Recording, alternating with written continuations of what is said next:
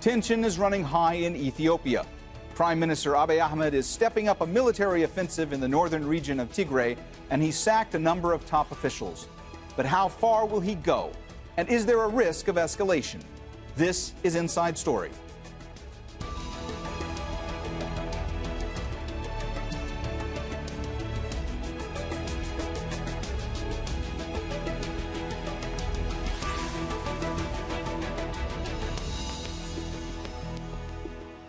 Hello and welcome to the program. I'm Mohammed Jamjoom. Ethiopia's Prime Minister Abiy Ahmed has reshuffled his cabinet and top military leadership. He's sacked the army chief, head of intelligence, and the foreign minister. The central government in Addis Ababa has launched a military operation in the northern region of Tigray. The offensive comes after months of growing tensions between the federal government and Tigray's governing TPLF party. Abiy Ahmed has accused the TPLF of attempting to undermine his leadership and move to dissolve its regional government. But those in Tigray say Abiy Ahmed is not a legitimate leader since he postponed elections this year due to COVID-19. And they say they're being targeted unfairly. Tigray's leaders have called on the African Union to intervene to prevent an all-out civil war. Abiy Ahmed says the offensive will end soon when the rebels are brought to justice. We'll bring in our guests in a moment. First, this report from Malcolm Webb in Kenya's capital, Nairobi. The leadership of Ethiopia's Tigray region has said that the federal government has carried out at least 10 airstrikes in recent days. A senior general from the federal army has said it's intensifying its airstrikes on selected targets. Humanitarian workers say they've heard shelling and heavy fighting in the area of the border between the Tigray region and the Amhara region, but all the communications have been cut off, so it's difficult to get accurate information on what exactly is going on.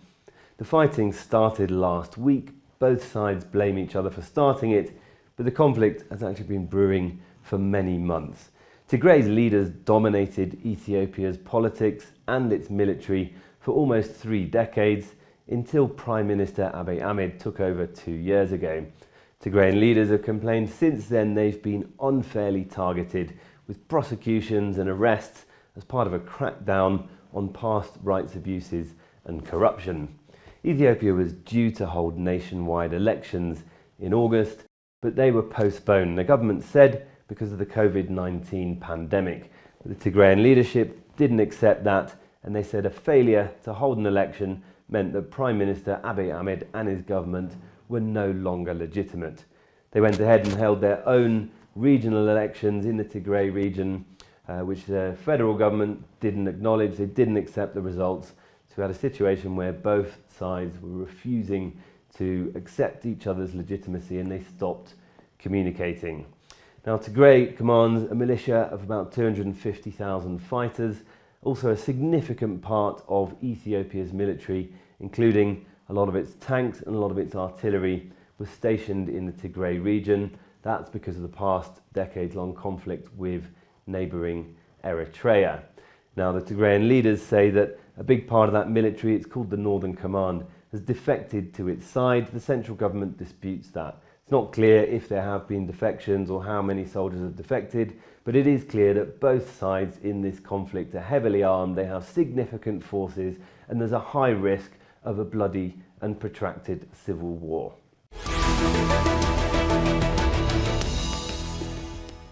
All right, let's bring in our guests, all of them joining us today from Addis Ababa.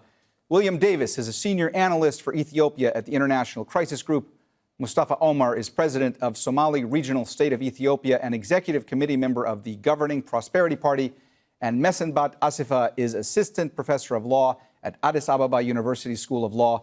A warm welcome to you all. William, let me start with you. What are you hearing about how intense the fighting is currently in Tigray? Well, it's a little bit hard to get really solid, reliable information about that. But what we do know is there has been fairly sustained fighting in the western part of Tigray. That was where the TPLF forces were alleged to attack the military base, and that is where the federal intervention is centered. So fairly sustained fighting there, reports of sort of tens of casualties that I'm receiving, but I've heard that some people are receiving reports of far more. And then there was a bombardment, federal airstrikes at military installations around the capital, Mekelle, but that was a couple of days ago. So that's pretty much the understanding of the situation at the moment. Mustafa, Prime Minister Abe has replaced his army chief, his deputy army chief. There's been a new foreign minister and a new federal police commissioner, all appointed on Sunday. What are the reasons for that? Well, this is part of a usual shake-up that the Prime Minister has been doing in the past 2 years. Nothing particular about this move at this stage.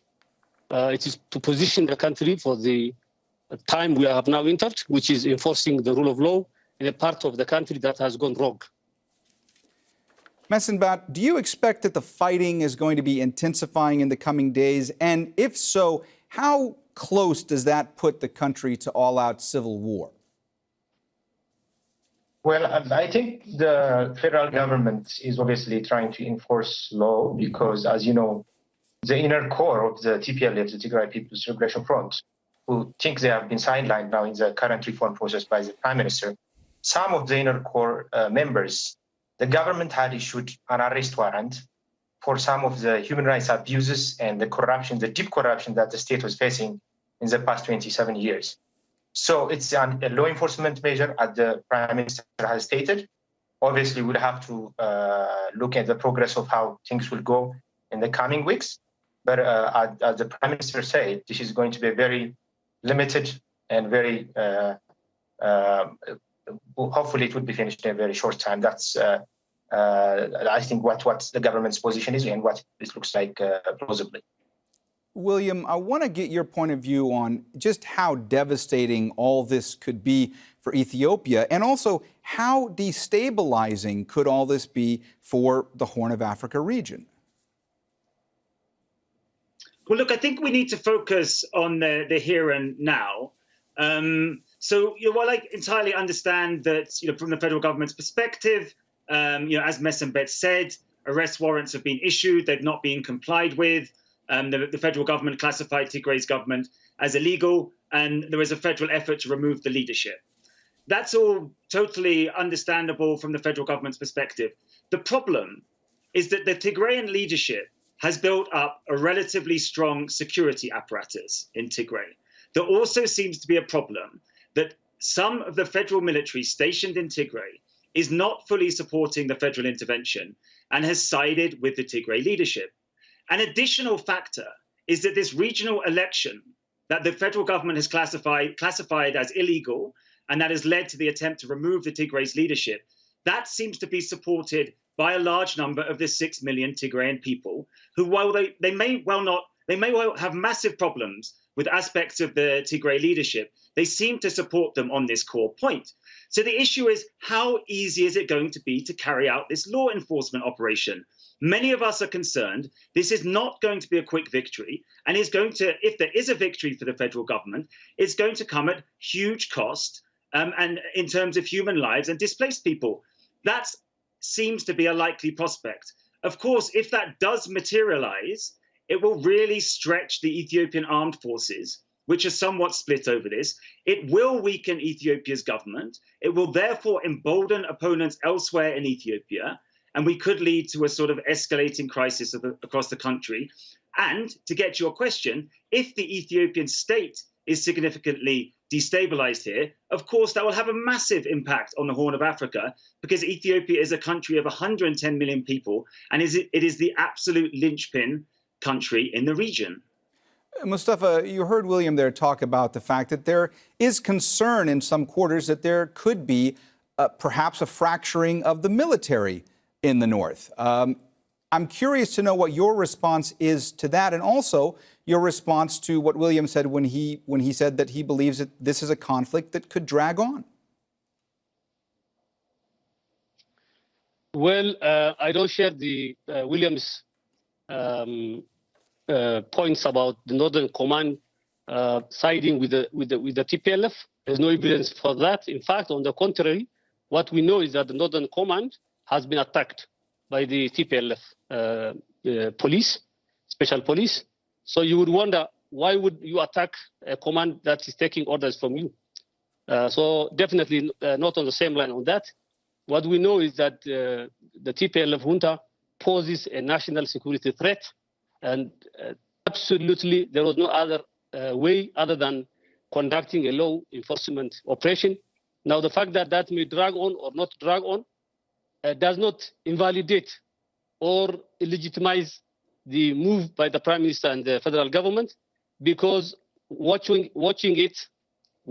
the TPLF junta take the whole Tigrayan people ransom would amount to a dereliction of duty, and also would have put the country into a violent civil war. So, rather than framing this as a shell for a civil war, it should actually be perceived as an attempt to avert a civil war, because the TPL has been working on dismantling the country once it lost power. Messenbet, I want to get your perspective. Just how strong are Tigray's security forces? I mean, are we talking about paramilitary forces? Are we talking about militias? How well trained are they, and how big are their numbers?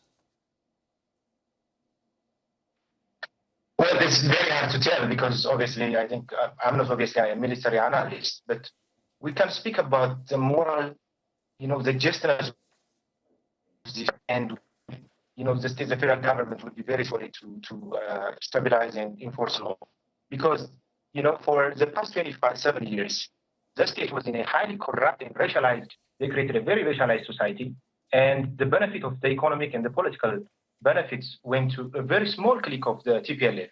And I think William's remarks are very inaccurate. I mean, my own brother fought with the TPLF for 17 years, and it breaks my heart when I speak this.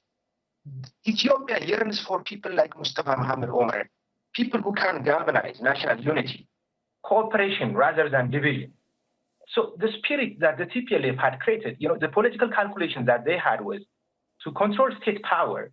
They would have to divide the state by ethnicity, religion, and other fixed identities. And this does not really, any political theorist that read the way guys can say this was a very dangerous move. So what Abiy Ahmed tried to bring was he was a more reconciliatory kind of political figure. So I have never seen in the political history of Ethiopia where 1 million people, Addis Ababa residents, went out without any call to support his government's program, largely because people were tired of the political division in the country and a kind of togetherness, a common sense of political vision that a leader can project. Abiy Ahmed, with all his political problems, has brought that.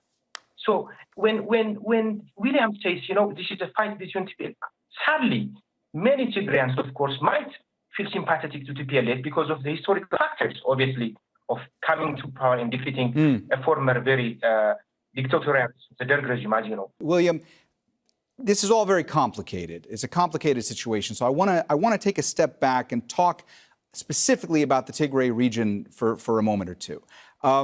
The Tigray people make up about 6% of Ethiopia's population, but for about 3 decades, they've wielded enormous power. They've had outsized influence.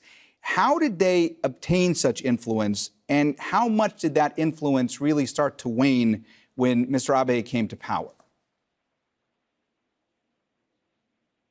Well, Tigray's ruling party began as a rebel group in the 1970s, and they essentially spearheaded sort of rebel alliance that overthrew a military regime in 1991. And so the TPLF was the dominant power when the Ethiopian state was reconstituted in the 1990s. They devised, or were instrumental in devising, the federal system, the multinational or ethnic federal system that Messenbet was describing, and that Messenbet and many other Ethiopians oppose. And then the TPLF formed the core of the ruling coalition that governed Ethiopia for that 3-decade period. So that's the key to that's why the TPLF is such a prominent force in Ethiopian politics. Mustafa, what has the reaction been from the Prime Minister with regard to calls for mediation, calls for de-escalation by the UN and by others? What does the Prime Minister think when it comes to that? Well, the Prime Minister has demonstrated his readiness for dialogue and for moderation all along in the last 2.5 years, when the TPLF junta was violating every norm of the political system in Ethiopia, when they were violating the constitution, when they were going along with illegal elections, he has demonstrated an amazing levels of patience, to an extent where his political allies, like myself, have at times been seriously disconcerted with the level of patience shown for the TPLF. However, dialogue is useful. It cannot replace the need to enforce the rule of law in the country, without which there can be no country. No self-respecting country can allow a rogue TPLF junta to take 6 million people hostage, to conduct sham elections in which they characteristically won 100%, to completely refuse to take any orders from the central government as per the constitution. And therefore, the Prime Minister has already shown his willingness. He has also exhausted all internal conflict resolution mechanisms by sending orders, by engaging the TPLF continuously. I think the call for dialogue should have come when the TPLF were openly flaunting the laws of the country. Now it's about enforcing the rule of law, and there's no going back on that. The TPLF has chosen confrontation over dialogue, and their lip service to dialogue is not matched by what they are doing on the ground.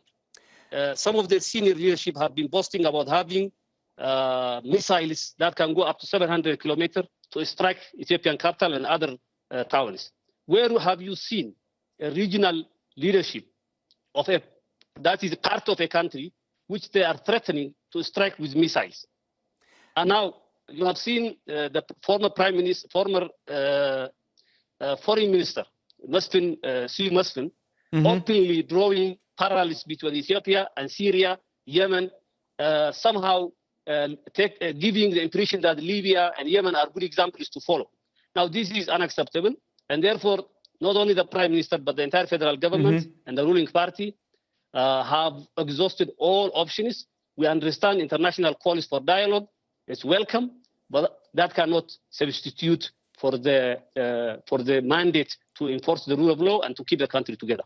Messenbet, I saw you nodding to some of what Mustafa was saying, so I want to get your reaction. But I also want to ask you about this same point. I mean, do you think it can get to a stage where there is perhaps a truce? And if that happens, if de-escalation efforts work, what comes next? A national dialogue? What are the steps that need to be taken to ensure that it continues to de-escalate? Yeah, thank you. Well, I think dialogue, as President Mustafa said, is an important thing, I think. And at any stage, if the preconditions are fulfilled by both sides, dialogue should not be dismissed. But the problem is, for international observers, they seem to forget the political history of this TPLF. In 1991, when a BBC correspondent asked one general with regard to their ideology, the general responded by saying that they follow Albanian communism. Over the past 27, 30 years, this party has not made a major ideological shift and tried to reorient itself to the 21st century political thinking. So it's really very difficult to fault the Prime Minister for efforts to peace and dialogue. He has been extremely patient, I have to say. And as President Mustafa said, some of us are in fact critical, not for waging war, but actually for the extreme patience, because these are very few people that have controlled state power for far too long. And, if measures have been taken much earlier, things wouldn't have been, I think, as much as we expect them now to be. So the hope is that, the only hope I have is that if at some point, I would believe that even within the TPLF inner core, there are progressive political forces that want to minimize damage and think about the political future of this country. If they agree to submit, for example, some of the individuals whose arrest warrant have been issued by the federal government, such as the former intelligence chief, Getachew Assefa, and others, then obviously that would lead to a more settled political settlement. Of course, Ethiopia has much broader political problems. Let's not undermine that. But what Abiy Ahmed brought was that there was a space, at least, for dialogue. Every political party and armed group that was abroad has come in the country to opt for a meaningful, peaceful path and have dialogue within the governing party. the TPLF has rejected that. That's very tragic. And, so my hope is within the preconditions that would be set by the federal government, hopefully this crisis would be contained much earlier. And it's what I said, I think, the state that was created by the not only TPLF, but EPRDF itself for the past 27 years was a deeply corrupt state, with a very racialized state structure. I'm saying an official state structure that racialized societies. So, Ethiopia is a very, very ancient country with a very proud history that defeated colonialism. The only African country, probably. And if you go to Asia, probably Thailand would be the only country that has that. And, so given this rich history of togetherness and cooperation, I think that spirit would come out as stronger even within the political discussions that would come next in the next phase. So that's what keeps me optimistic, I think, about Ethiopia's political future. William, I also want to delve into the humanitarian impact of this conflict. I mean, the UN says that 9 million people risk displacement if things continue to deteriorate in the Tigray region. Of course, things were dire for many, I believe over 100,000 people who were already displaced in that region before this conflict began. So how concerned are you about how bad things could get on the humanitarian front? Well, I don't think there's much that I need to add to those UN forecasts. The issue is that, as I've described, there seems to be something of a balance of power in this conflict. Therefore, whether, like President Mustafa, you are following a law enforcement approach here, that there is a need to restore the rule of law, or whether, like Messenbet, you are disgusted at the TPLF as a political entity and the federal state that it created. Regardless of those positions, the issue here is what is the balance of power, and therefore, how long is this conflict likely to last? The UN obviously expects this conflict to last a long time. Therefore, there is no quick, swift law enforcement operation. I would also add that if people want to remake Ethiopia's constitutional order, the way to do that is through a national dialogue process or a similar political process. Trying to remake the constitutional order by destroying ethno-nationalist entities is more likely to lead to Ethiopia's fragmentation than its reform into the sort of constitutional arrangement that Messenbet is talking about. At the moment, as I said, the conflict is concentrated in West Tigray. It appears that the ambition is to cut off Tigray's supply route. That is an understandable military objective, but it clearly threatens to cause mass suffering amongst Tigray's 6 million people and others if the conflict spreads. The issue here is not about the objectives, and it is not about the objections to the TPLF. It is about what is the best way of resolving this political crisis in a manner that does not cause absolute devastation for Tigray, the Tigrayan people, and also potentially Ethiopia and the broader region. All right, we've run out of time, so we're going to have to leave it there. Thanks so much to all our guests, William Davison, Mustafa Omar, and Messenbet Assefa. And thank you, too, for watching. You can see the program again anytime by visiting our website, aljazeera.com. And for further discussion, go to our Facebook page. That's facebook.com/AJ Inside Story. You can also join the conversation on Twitter. Our handle is @AJ Inside Story. From me, Mohammed Jamjoom, and the whole team here, bye for now.